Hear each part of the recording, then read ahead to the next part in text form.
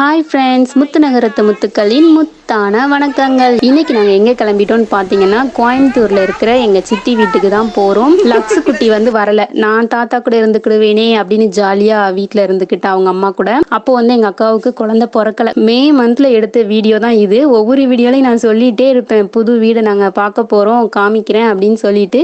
இன்னைக்கு தான் அதுக்கு ஒரு நல்ல நாள் செட் ஆயிருக்கு. சித்திகிட்ட கேட்டுகிட்டே இருந்தோம், வீட்டுக்கு ஏதாவது வேணுமா, என்ன வாங்கி தரேன்னு. எங்கள் சித்திக்கும் ஒரு ஐடியாவும் இல்லை, எங்களுக்கும் என்ன வாங்கி கொடுக்கனே தெரியல. லாஸ்ட் டைம்ல தான் பஸ் ஏறதுக்கு முன்னாடி கோல்டு காயின் வாங்கி கொடுத்துடலாம், ஃபியூச்சர்ல வந்துட்டு கோல்டு ரேட் எப்படியும் கூடிட்டே தான் இருக்கும், காயினை வந்துட்டு கேஷா சேஞ்ச் பண்ணிட்டு என்ன வேணுமோ வாங்கிப்பாங்க அப்படின்னு நாங்க பிளான்ல போனா கோல்டு ரேட் பாத்தீங்கன்னா இப்போ நல்லா குறைஞ்சிட்டு வந்துருச்சு. ஸோ எங்க சார்பா நாங்க ஒரு காயின், எங்க அக்கா சார்பா எங்க அக்காவும் ஒரு காயின், ரெண்டு பேருமே காயினாவே வாங்கிட்டு எங்க ஆச்சி ஒரு கோயில் திருவிழாவோட எங்க அம்மா ஒரு சாரி வியர் பண்ணியிருந்தாங்க. அது எங்க பெரியம்மாக்கும் சித்திக்கும் ரொம்ப பிடிச்சி போயிருச்சு. சரி அவங்களுக்கு பிடிச்ச சாரியை சர்ப்ரைஸா வாங்கிட்டு போலாம் அப்படின்னு சொல்லிட்டு அதையும் அப்படியே வாங்கிட்டு கிளம்பிட்டோம். இந்த சாரீ காஸ்ட் பார்த்தீங்கன்னா ஜஸ்ட் 250.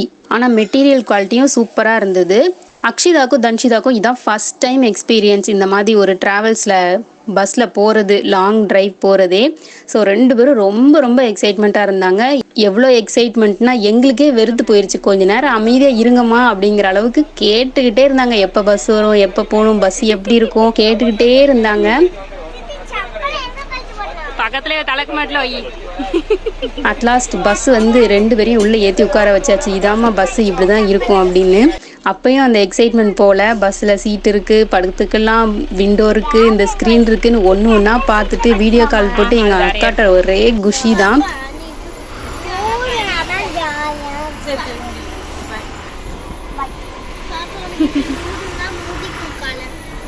அம்மா குட் நைட் சொல்லு.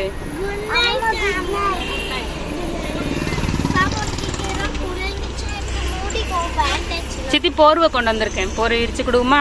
ரெண்டு பேரும் கொஞ்சம் அடங்கினதுக்கு அப்புறம் தான் வீடியோ எடுக்கே ஸ்டார்ட் பண்ணேன். அந்த அளவுக்கு கை காலு தரையிலே நிக்கல, பறந்துகிட்டு இருந்தாங்க.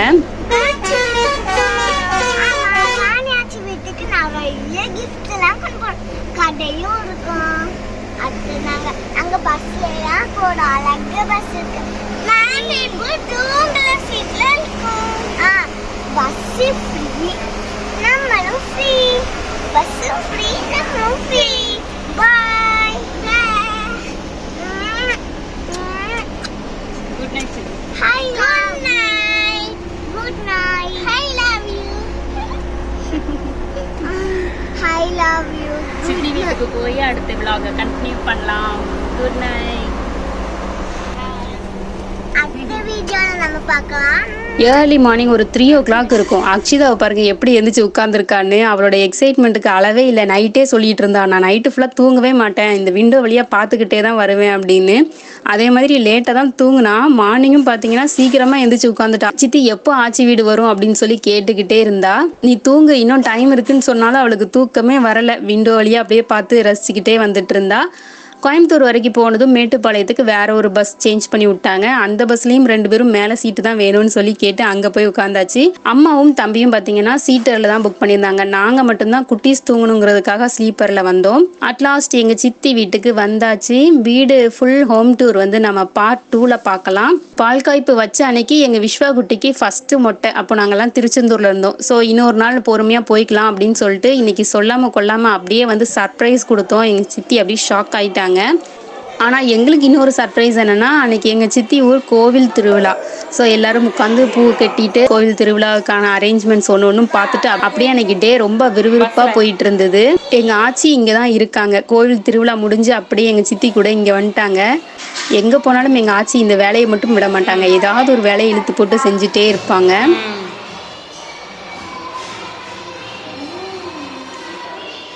என்ன காஃபி? குரூப்ஸ் காஃபியா? சூடா இருக்கோ? ஆறட்டும். இன்னும் ஆச்சி வீடு துடைக்க ஆரம்பிச்சிட்டாங்க.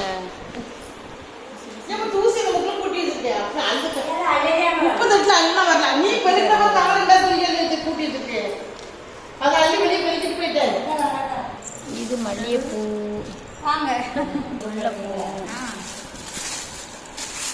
அக்ஷிதாவும் தன்ஷிதாவும் இந்த கிஃப்டை எப்போ ஓப்பன் பண்ணுவீங்கன்னு வந்ததுலேருந்து கேட்டுக்கிட்டே இருந்தாங்க.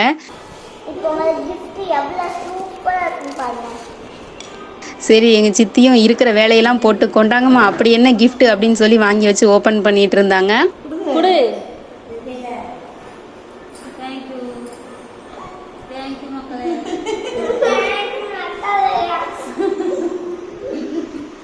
ஓப்பன் பண்ணுங்க. 2 குட்டீஸ்க்கும் எதுக்காக இந்த கிஃப்ட்டை ஓப்பன் பண்ணணும் அப்படின்னா, ஒன்று வந்துட்டு அந்த கிஃப்ட் ரேப்லாம் பண்ணியிருக்க அதை ஓப்பன் பண்ணுறதுக்கு ஒரு ஆசை.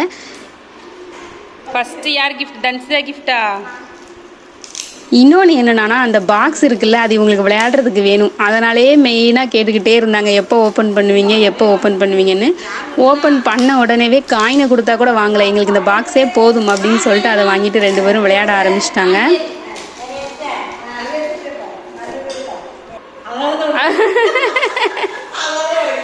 பாக்ஸ் வேணுமா?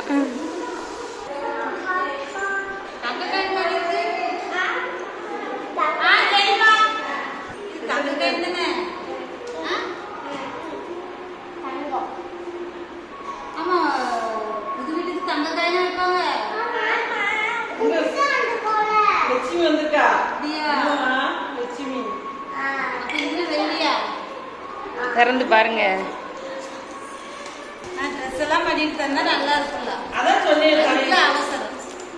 காலையில் வந்த நேரத்துலேருந்து சொல்லிக்கிட்டு இருக்கா, நீ பல் தேய்ச்சிட்டு வா அப்படின்னு, அப்புறம் குளிச்சுட்டு வான்னு.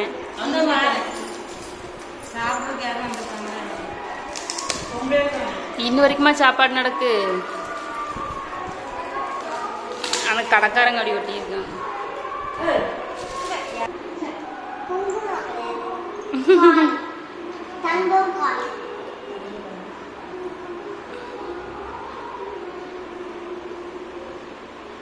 அவருக்கு அந்த டப்பா வேணுமா?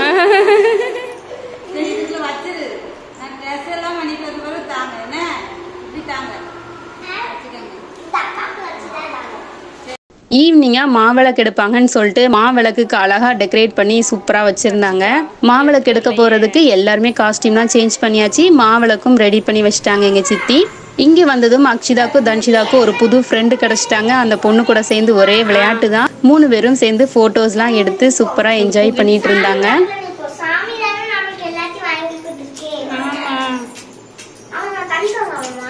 மாவிளக்கு எடுத்த வீடியோஸ் எல்லாமே நம்ம பார்ட் 2ல் பார்க்கலாம்.